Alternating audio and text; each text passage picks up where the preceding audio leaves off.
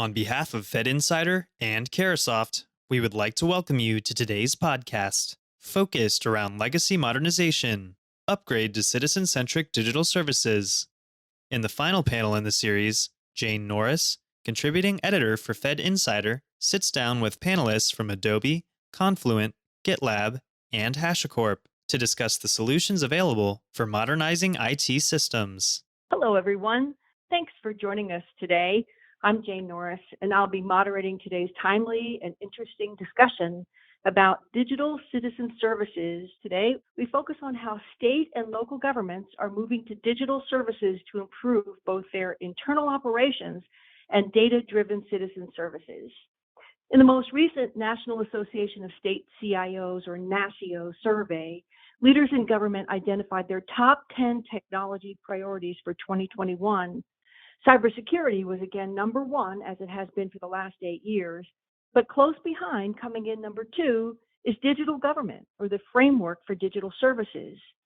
The COVID-19 pandemic significantly affected IT priorities for state and local communities as they continue to manage their communication with citizens, including public health outreach, vaccinations, testing, and scaling social services to meet unprecedented demand, among other needs.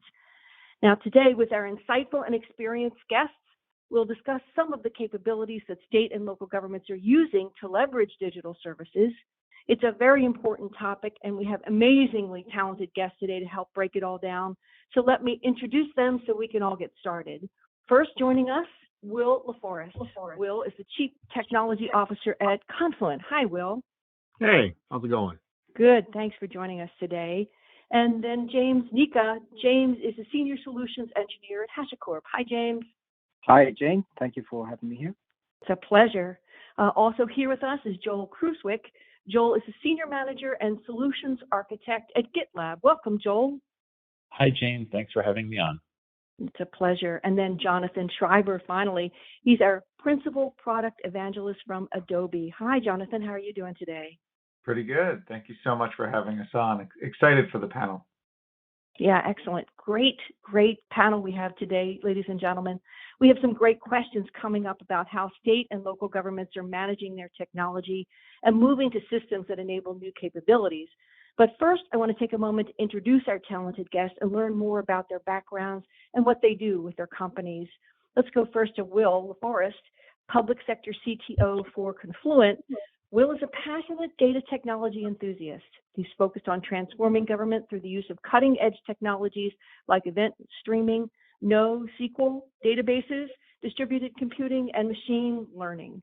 Will has spent 25 years wrangling data at a massive scale. His technology career spans diverse areas from software engineering, relational and NoSQL databases, data science, cloud computing, machine learning, and statistical visualization.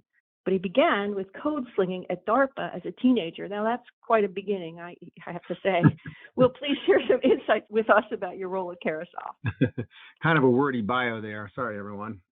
Yeah, I'm not going to lie. I love my job.